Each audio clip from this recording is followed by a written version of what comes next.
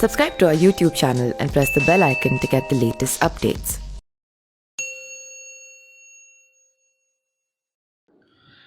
नमस्कार, मैं पिंटू सिंह यादव आप सभी का स्वागत करते हैं न्यूज लाइव में। दोस्तों, अगर उत्तर प्रदेश की राजनीति की बात होती है तो बाहुबली नेताओं जो होते हैं उनकी जरूर बात होती है, जिसमें कई सारे खूंखार हैं तो कई सारे माफिया हैं, कई सारे डॉन के नाम से पुकारे जाते हैं तो कई सारे ऐसे लोग हैं जो काफी खतरनाक और खूंखार नजर आते हैं। लेकिन जब से भारतीय जनता पार्टी की सरकार आई है, यानी कि योगी जी सीएम बने हैं, उसके बाद से बाहुबलियों पर जिस तरीके का वो अकड़ दिखा रहे हैं और जिस तरीके का बाहुबलियों के साथ खेला कर रहे हैं, उससे जो बाहुबली कहे जाते हैं, जो माफिया कहे जाते हैं, जो गैंगस्टर कहे जाते हैं और जो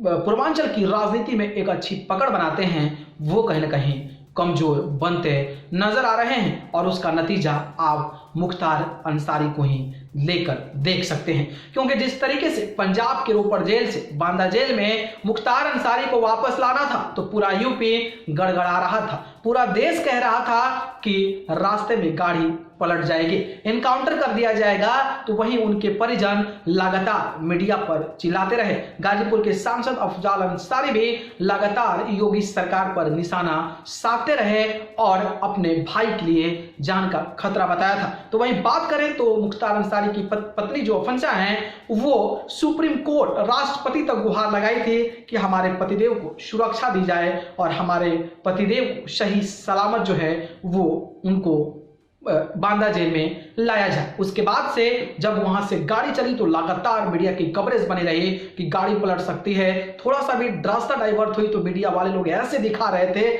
लग रहा था कि गाड़ी पूरा का पूरा रास्ता भटक गई है और कुछ समय बाद पलट जाएगी। ऐसी तमाम चीजें आपने सुना होगा। लेकिन सुबह हुई तो बांदा जेल में मुख्तार अंसारी सुरक्षित पहुंचा और वो भी व्हील चेयर पर नहीं बल्कि खड़े होकर सीना तान कर बांदा जेल में मुख्तार अंसारी घुसता नजर आया। लेकिन उसके बावजूद भी उनके परिजन को डर सता रहा है और उनको परिजन को डर इसलिए सता रहा है क्योंकि इससे पूर्व में कई सारे केसेस में जो कि बंदे जेल में रहते हैं और वहीं पर उनकी हत्या कर दी गई है। और सबसे बड़ा उदाहरण जो है D5 गैंग का मुख्तार अंसारी का रहने वाला जो है वो एक काफी ज्यादा प्रचलित है बजरंगी, मुन्ना बजरंगी, जो कि काफी ज्यादा फेमस गैंगस्टर माफिया था और उसको गोली मार दी गई थी और जेल में हत्या कर दी गई थी। और शायद यही सारी चीजें हैं जिसकी वजह से उनका परिवार टेंशन में है कि कहीं मुख्तार अंसारी के साथ ऐसी घटना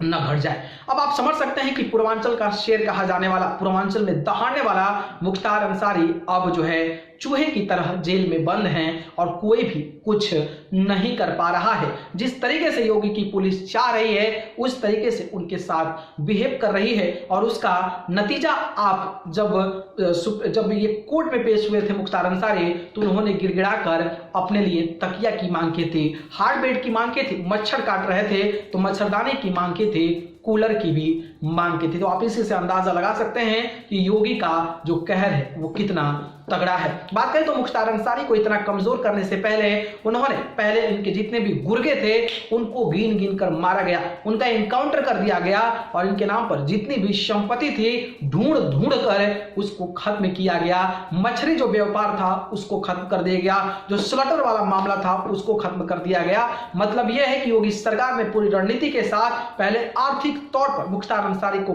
कमजोर किया, इसके बाद से उसके गुर्गों को इनकाउंटर करके मार कर जेल में डालकर पूरा का पूरा जो बाहर से गुर्गे चलाते हैं कैंपेन उनको भी कहीं ना कहीं ध्वस्त कर दिया, जिसके चलते मुख्तार अंसारी शायद कमजोर नजर आया और इस तरीके से मुख्तार अंसारी को अब बांदा जेल में ला दिया गया है। वहीं बात करें तो सेम अतीक अहमद के साथ भी ऐसी घटनाएं हो रही है। मुख्तार अंसारी के बाद लगातार अतीक अहमद को भी लेकर चर्चा हो रही है कि अतीक अहमद को भी गुजरात के जेल से जल्द ही उत्तर प्रदेश के जेल में लाया जाएगा और उत्तर प्रदेश का जेल जो अतीक अहमद से कांपता था, जिसकी वजह से कोर्ट को फैसला सुनाना पड़ा कि उत्तर प्रदेश में नहीं बल्कि इसको दूसरे राज्यों में भेजा जाए और गुजरात जो है फैसला लिया गया। तो उस अतीक अहमद पर भी योगी का चाबुक चलता नजर आ रहा है और उसके भी जो आर्थिक स्थिति जिस तरीके से उसकी काफी स्ट्रॉन्ग है उस पर निशाना बनाया जा रहा है। ईडी छापे मार रही है, तमाम जगहों पर इस प्रकार की चीजें कही जा रही है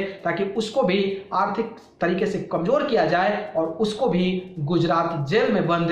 माफिया को उत्तर प्रदेश में लाया जाए। वहीं बात करें तो उनके साथ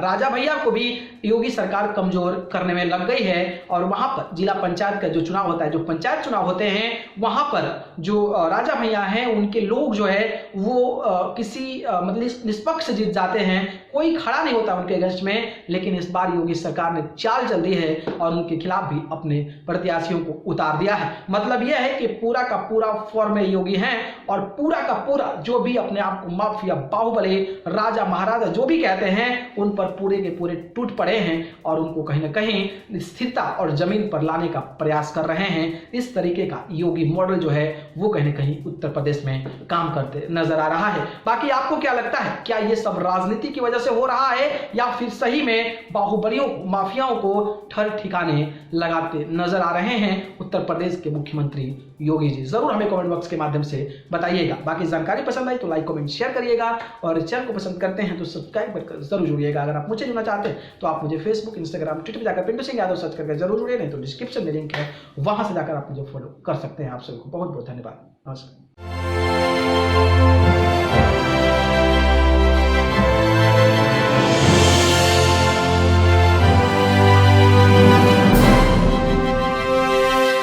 Subscribe to our YouTube channel and press the bell icon to get the latest updates.